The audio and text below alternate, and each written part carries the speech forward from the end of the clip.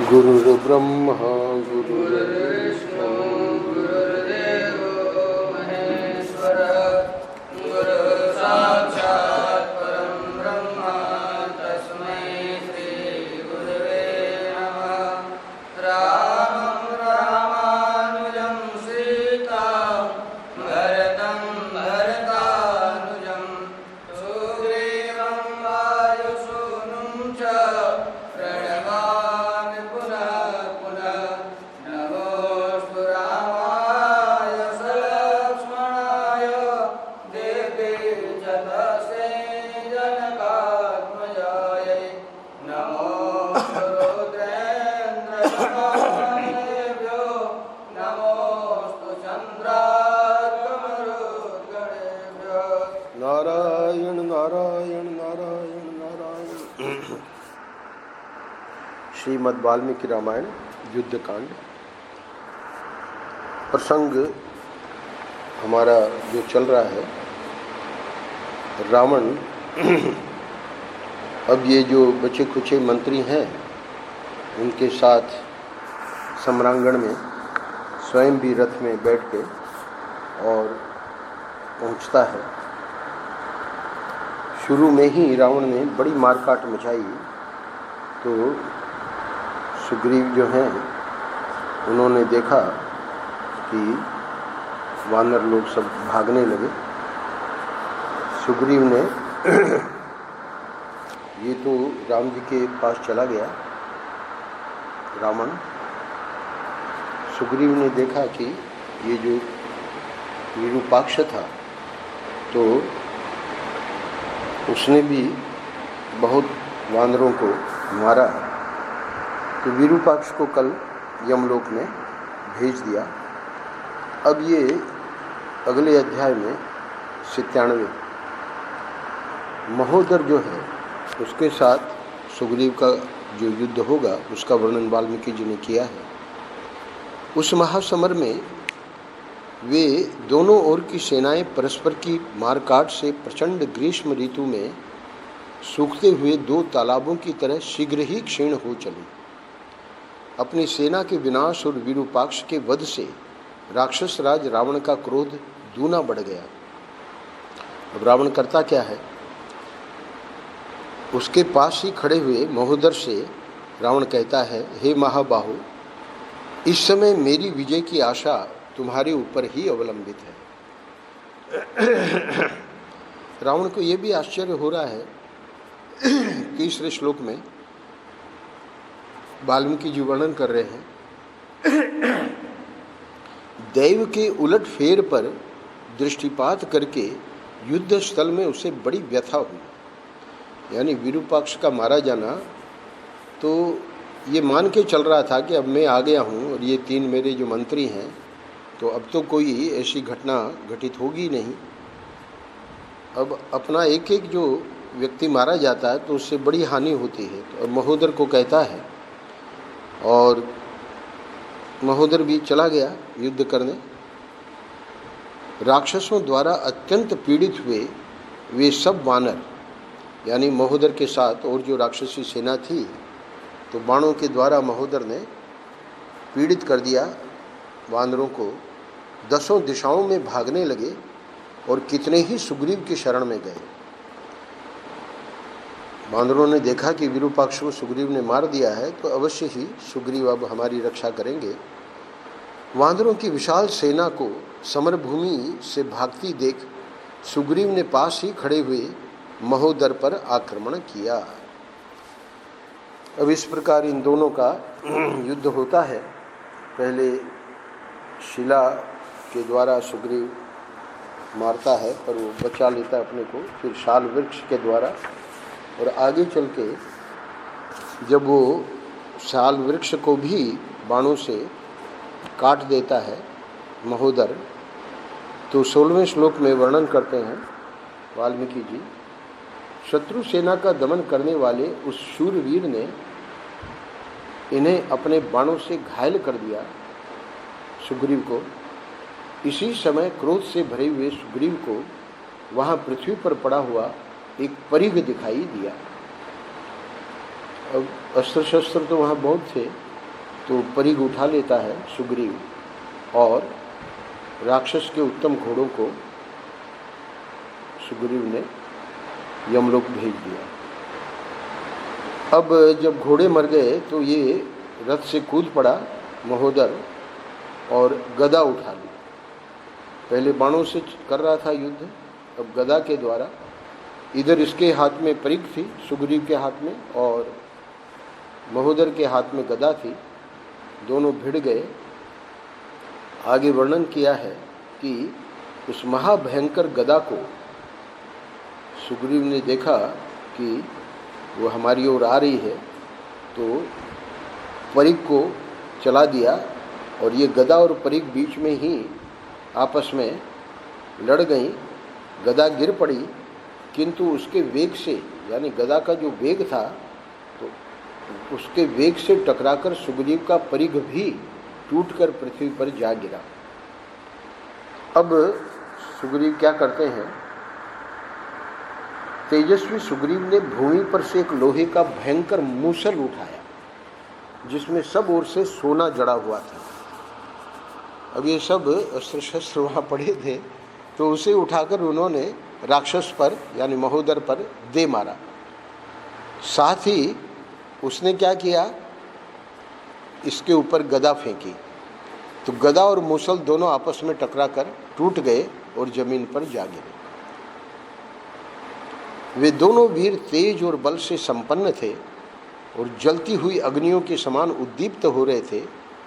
अपने अपने आयुधों के टूट जाने पर अब घूसा और थप्पड़, तो घूसों से एक दूसरे को मारने लगे। अच्छा, फिर थप्पड़ों से एक दूसरे को मारकर दोनों ही पृथ्वी पर गिर पड़े। अब क्या करते हैं, तत्काल दोनों उठते हैं।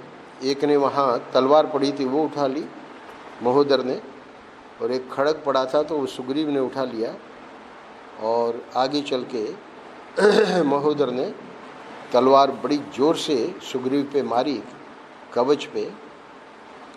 तो कह रहे हैं कि अपने बल पर घमंड करने वाले महान वेगशाली तथा शौर्य संपन्न दुर्बुद्धि महोदर ने अपनी वह तलवार सुग्रीव के विशाल कवच पर दे मारी। 32वां श्लोक।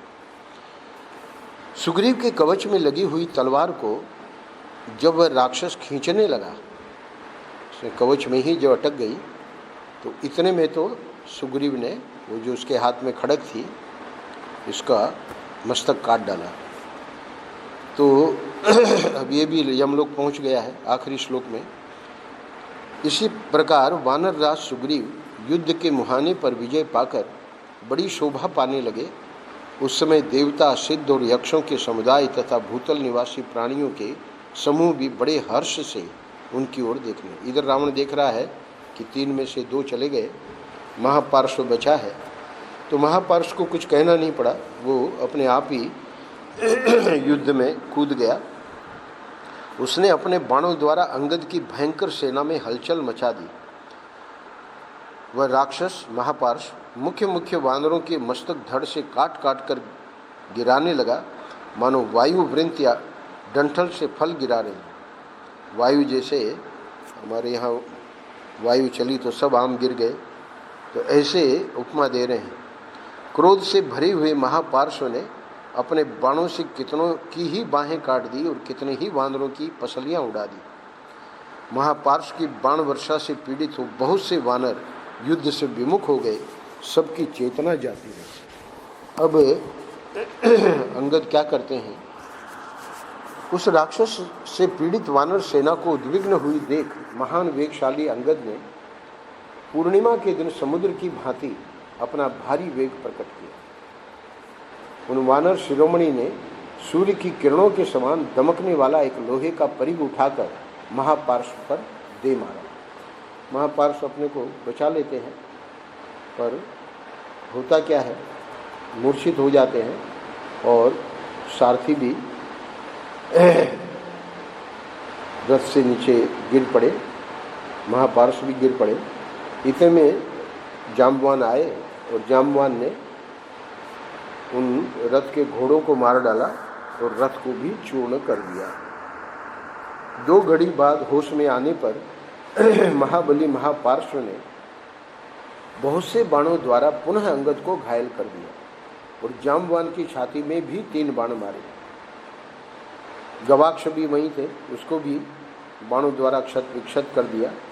और इधर अंगद के क्रोध की सीमा न रही, उन्होंने भयंकर परिघ हाथ में ले लिया और उस परिघ से उसको घुमाया और दूर खड़े हुए महापार्श्व के वध के लिए वेगपूर्वक चला दिया। अब वो जो परिघ गया है तो राक्षस महापार्श्व के हाथ से बाण से धनुष और मस्तक से उस परिघ ने वो टोप यानी उसका मुकुट गिरा दिया।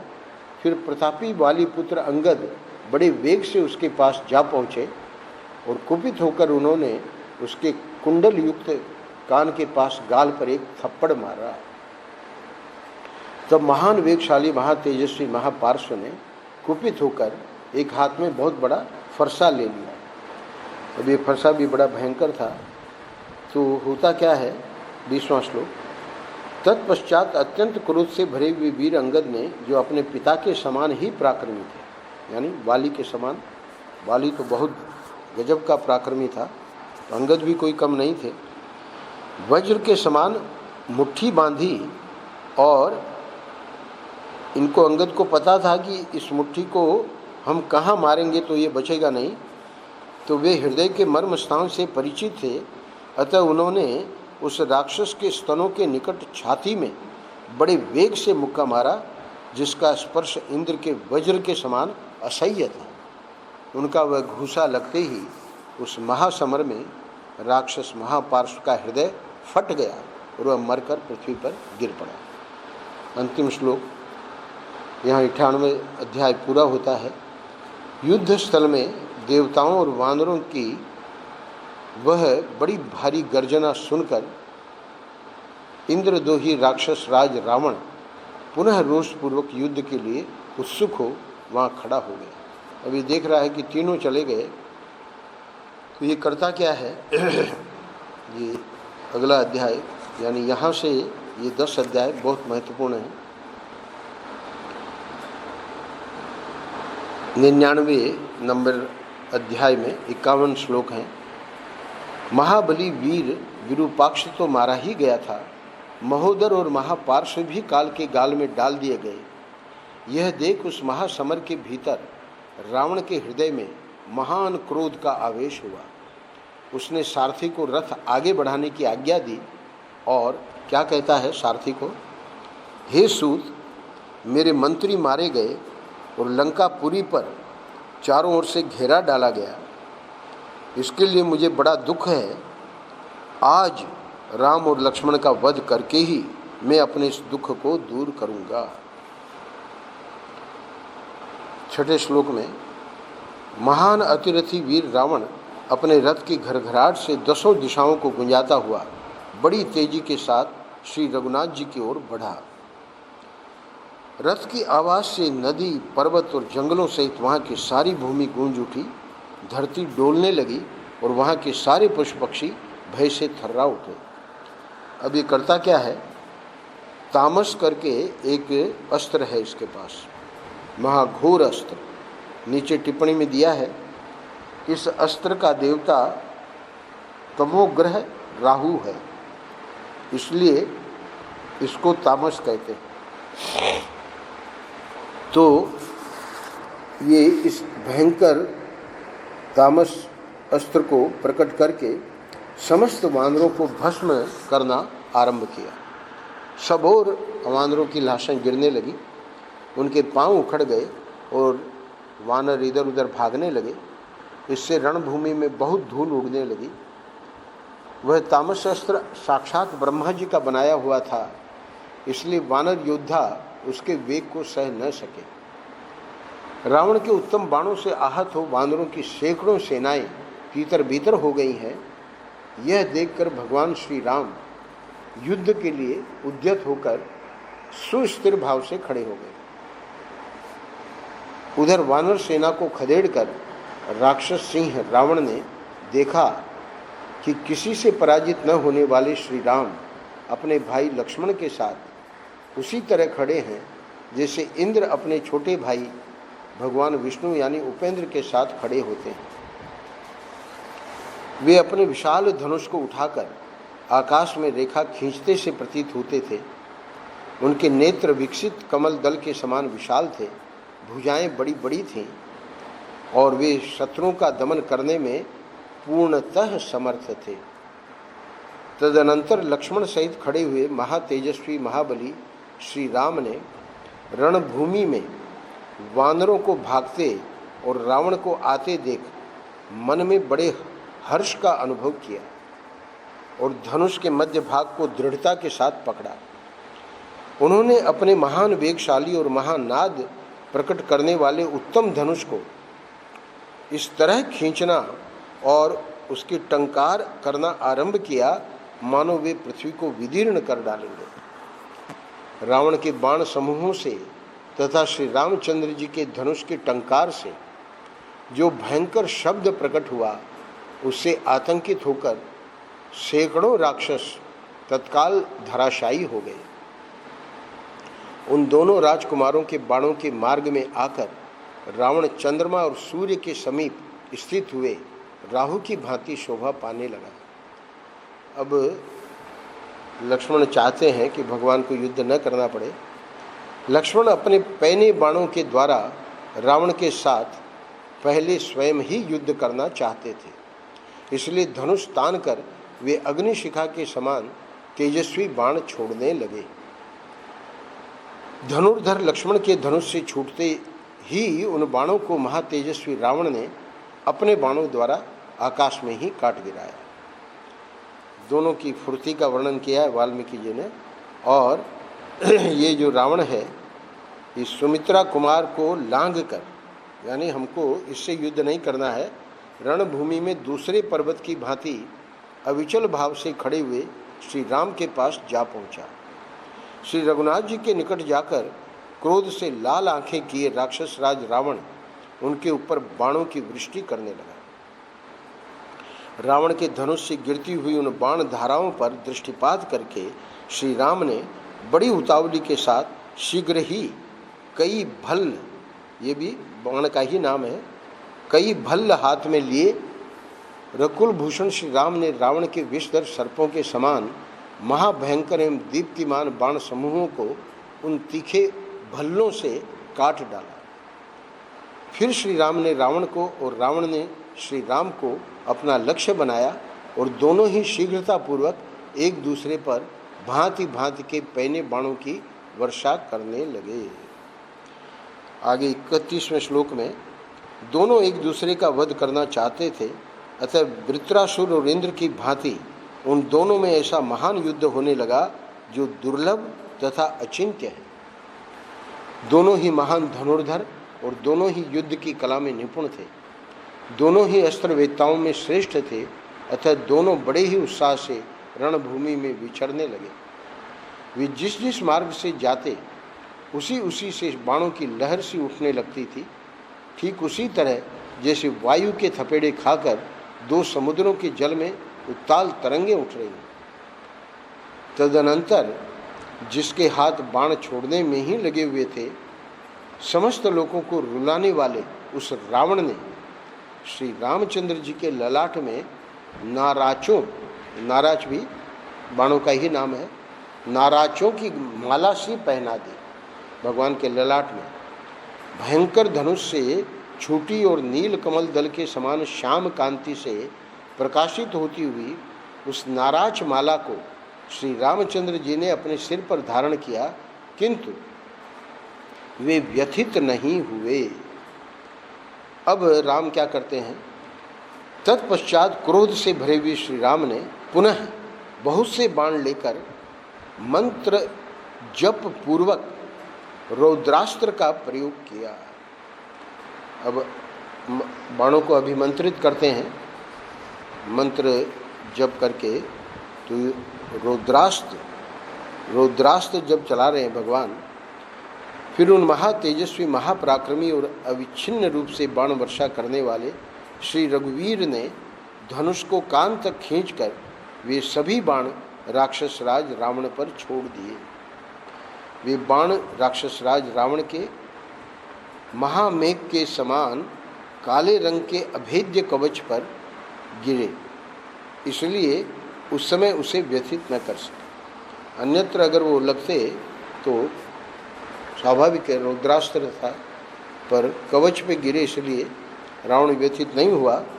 और संपूर्ण अस्त्रों के संचालन में कुशल भगवान श्री राम ने पुनः रथ पर बैठे हुए राक्षस राज रावण के ललाट में उत्तम अस्त्रों का प्रहार करके उसे घायल कर दिया।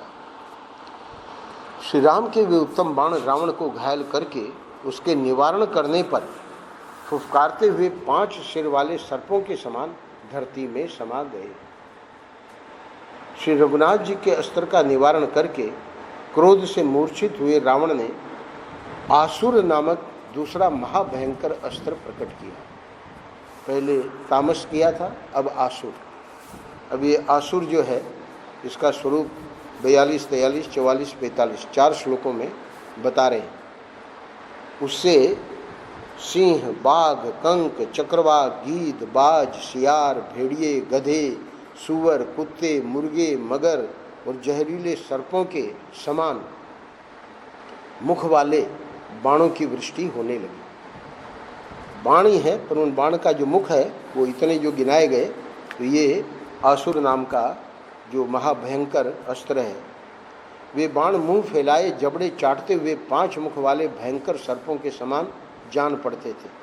फुफकारते हुए सर्प की भांति कुपित हुए महातेजस्वी रावण ने इनका यानी वो जो आसुर अस्त्र था तथा अन्य प्रकार के तीखे बाणों का भी श्री राम के ऊपर प्रयोग किया। उस आसुरास्त्र से आवृत हुए अग्नितुल्य तेजस्वी महान उत्साही रकुल तिलक श्री राम ने आग्नेयास्त्र का प्रयोग किया। आसुरास्त्र के विरुद्ध में जब आग्नेयास्त्र भगवान ने चलाया है तो क्या होता है, अग्नि, सूर्य, चंद्र, अर्धचंद्र, धूमकेतु, ग्रह, नक्षत्र, उल्का तथा बिजली की प्रभा के समान प्रज्वलित मुख वाले नाना प्रकार के बाण उस आग्नेयास्त्र से प्रकट हुए। श्री रघुनाथ जी के आग्नेयास्त्र से आहत हो रावण के वे भयंकर बाण, आसुरास्त्र के जो बाण थे, वे आकाश में ही विलीन हो गए। फिर भी वो जो आसुरास्त्र था उसके द्वारा सहस्त्रों वानर मारे गए। अब यहाँ अंतिम 3 श्लोकों में ये 99 नंबर अध्याय पूरा हो रहा है। अनायास ही महान कर्म करने वाले श्री राम ने उस आसुरास्त्र को नष्ट कर दिया। यह देख इच्छानुसार रूप धारण करने वाले सुग्रीव आदि सभी वीर वानर श्री राम को चारों ओर से घेर कर हर्षनाद करने लगे। दशरथ नंदन महात्मा श्री राम रावण के हाथों से छूटे हुए उस आसुरास्त्र का बलपूर्वक विनाश करके बड़े प्रसन्न हुए और वानर युद्धपति आनंदमग्न हो उच्च स्वर से सिंहनाद करने लगे। अब अगले अध्याय में क्या होता है, अपने उस अस्त्र के नष्ट हो जाने पर महातेजस्वी राक्षस राज रावण ने दूना क्रोध प्रकट किया। उसने क्रोधवश श्री राम के ऊपर एक दूसरे भयंकर अस्त्र को छोड़ने का आयोजन किया जिसे मायासुर ने बनाया था। अब भगवान इसका जो इसके विरोध में पहले गांधर्व नाम का एक अस्त्र प्रयोग किया था राक्षसों को मारने के लिए, 1.5 घंटे में कितनी बड़ी सेना को मार डाला था। उसी गांधर्व अस्त्र को लेकर भगवान इस मायासुर के बनाए हुए भयंकर अस्त्र का विरोध करते हैं। महात्मा रघुनाथ जी के द्वारा जब ये गांधर्व नामक अस्त्र चला गया तो उसके प्रतिहत हो जाने पर रावण के नेत्र क्रोध से लाल हो गए। यानी वो जो भयंकर अस्त्र रावण ने चलाया वो प्रतिहत हो गया। तो अब रावण क्या करता है, सूर्यास्त्र का प्रयोग किया। फिर तो भयानक वेगशाली बुद्धिमान राक्षस दशग्रीव के धनुष से बड़े बड़े तेजस्वी चक्र प्रकट होने लगे। सूर्यास्त्र की विशेषता क्या है वो वाल्मीकि जी वर्णन कर रहे हैं। चंद्रमा और सूर्य आदि ग्रहों के समान आकार वाले वे दीप्तिमान अस्त्र शस्त्र सब ओर प्रकट होते और गिरते थे। उनसे आकाश में प्रकाश छा गया और संपूर्ण दिशाएं उद्भासित हो गई। परंतु श्री रामचंद्र जी ने अपने बाण समूहों द्वारा सेना के मुहाने पर रावण के उन चक्रों और विचित्र आयुधों के टुकड़े टुकड़े कर डाले, यानी सूर्यास्त्र का कोई असर नहीं हुआ। उस अस्त्र को नष्ट हुआ देख राक्षस राज रावण ने 10 बाणों द्वारा श्री राम के सारे मर्म स्थानों में गहरी चोट पहुंचाई। रावण के विशाल धनुष से छूटे हुए उन 10 बाणों से घायल होने पर भी महातेजस्वी श्री रघुनाथ जी विचलित नहीं हुए। रावण बड़ा आश्चर्य कर रहा है। अब 12वां श्लोक। तत्पश्चात समर विजयी श्री रघुवीर ने अत्यंत कुपित हो बहुत से बाण मारकर रावण के सारे अंगों में घाव कर दिया। इसी बीच में शत्रु वीरों का संहार करने वाले महाबली रामानुज लक्ष्मण ने कुपित होकर 7 बाण हाथ में लिए। उन महान वेगशाली बाणों द्वारा उन महातेजस्वी सुमित्रा कुमार ने रावण की ध्वजा के, जिसमें मनुष्य की खोपड़ी का चिन्ह था, कई टुकड़े कर डाले। इसके बाद महाबली श्रीमान लक्ष्मण ने एक बाण से उस राक्षस के सारथी का जगमगाते हुए कुंडलों से मंडित मस्तक भी काट दिया। इतना ही नहीं, लक्ष्मण ने 5 पैने बाण मारकर उन राक्षस राज के हाथी के सूंड के समान मोटे धनुष को भी काट डाला। भगवान राम ने तो उसको घायल कर दिया था, इधर सारथी भी गया, धनुष भी हाथ से छूट गया, और ध्वजा को काटना ये भी एक विशेष होता है युद्ध में। अब इधर विभीषण आते हैं और वे उछलकर अपनी गदा से रावण के नील मेघ के समान कांति वाले सुंदर पर्वताकार घोड़ों को भी मार गिराया। घोड़ों के मारे जाने पर रावण अपने विशाल रथ से वेग पूर्वक कूद पड़ा और अपने भाई पर उसे बड़ा क्रोध आया। तब उस महान शक्तिशाली प्रतापी राक्षस राज ने विभीषण को मारने के लिए एक वज्र के समान प्रज्वलित शक्ति चलाई। ये जो शक्ति है ये विशेष एक ऐसा अस्त्र है जिसका सामना करना बहुत कठिन है, पर आप देखेंगे कि वह शक्ति अभी विभीषण तक पहुंचने भी नहीं पाई थी कि लक्ष्मण ने 3 बाण मारकर उस शक्ति को बीच में ही काट दिया। अब ये सब बानर लोग बड़े हर्षित हुए। सोने की माला से अलंकृत वह शक्ति 3 भागों में विभक्त होकर पृथ्वी पर गिर पड़ी, मानो आकाश से चिंगारियों सहित बड़ी भारी उल्का टूटकर गिरी। अब ये तो विभीषण को मारना चाह रहा था, पर लक्ष्मण ने ही ये उसका प्रयास जब विफल कर दिया, तो अब देखिए रावण क्या करता है। तदनंतर रावण ने विभीषण को मारने के लिए एक ऐसी विशाल शक्ति हाथ में ली जो अपनी अमोघता के लिए विशेष विख्यात थी। मतलब ये तो फेल हो गई पहली वाली, पर ये दूसरी फेल हो ही नहीं सकती। अमोघ यानी कभी व्यर्थ नहीं जाएगी। अब ये जो अमोघ विशाल शक्ति चलाई है काल भी उसके वेग को नहीं सह सकता था। वह शक्ति अपने तेज से उद्दीप्त हो रही थी और दुरात्मा बलवान रावण के द्वारा हाथ में ली हुई वह वेगशालिनी महातेजस्विनी और वज्र के समान दीप्तिमती शक्ति अपने दिव्य तेज से प्रज्वलित हो उठी। इसी बीच में लक्ष्मण समझ गए कि विभीषण का प्राण लेना चाह रहा है। विभीषण को प्राण संशय की अवस्था में पड़ा देखकर वीर लक्ष्मण ने तुरंत उनकी रक्षा की। कैसे रक्षा की? उन्हें पीछे करके वे स्वयं शक्ति के सामने खड़े हो गए। पहली वाली शक्ति को तो बाणों से काट दिया, पर इस शक्ति के विशाल शक्ति के सामने खड़े हो गए जो कि अमोघ है। तो स्वाभाविक है विभीषण को बचाने के लिए वीर लक्ष्मण अपने धनुष को खींचकर हाथ में शक्ति लिए खड़े हुए रावण पर बाणों की वर्षा करने लगे, पर महात्मा लक्ष्मण के छोड़े हुए बाण समूहों का निशाना बनकर रावण अपने भाई को मारने के पराक्रम से विमुक्त हो गया। अब उसके मन में प्रहार करने की इच्छा नहीं रह गई। लक्ष्मण ने मेरे भाई को बचा लिया, यह देख रावण उनकी ओर मुंह करके खड़ा हो गया और इस प्रकार बोला। अभी वो जो है उसके हाथ में है वो जो शक्ति, विशाल शक्ति, ये क्या कहता है? रावण कह रहा है, हे अपने बल पर घमंड रखने वाले लक्ष्मण, तुमने ऐसा प्रयास करके विभीषण को बचा लिया है, इसलिए अब उस राक्षस को छोड़कर मैं तुम्हारे ऊपर ही इस शक्ति का प्रहार करता हूँ। यह शक्ति स्वभाव से ही शत्रुओं के खून से नहाने वाली है। यह मेरे हाथ से छूटते ही तुम्हारे हृदय को विदीर्ण करके प्राणों को अपने साथ ले जाएगी। ऐसा कहकर अत्यंत कुपित हुए रावण ने मायासुर की माया से निर्मित, उसमें शक्ति में 8 घंटे भी लगे थे, 8 घंटों से विभूषित तथा महाभयंकर शब्द करने वाली उस अमोघ एवं शत्रु घातिनी शक्ति को, जो अपने तेज से प्रज्वलित हो रही थी, लक्ष्मण को लक्ष्य करके चला दिया और बड़े जोर से गर्जना की। विभीषण को तो बचा लिया, पर होता क्या है, वज्र और अश्नि के समान गड़गड़ाहट पैदा करने वाली वह शक्ति युद्ध के मुहाने पर भयानक वेग से चलाई गई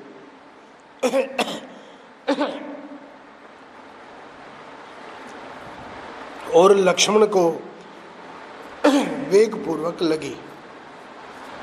अब जब लक्ष्मण को लगी है, लक्ष्मण की ओर आती हुई उस शक्ति को लक्ष्य करके भगवान एक संकल्प करते हैं। क्या करते हैं? श्री राम ने कहा, लक्ष्मण का कल्याण हो,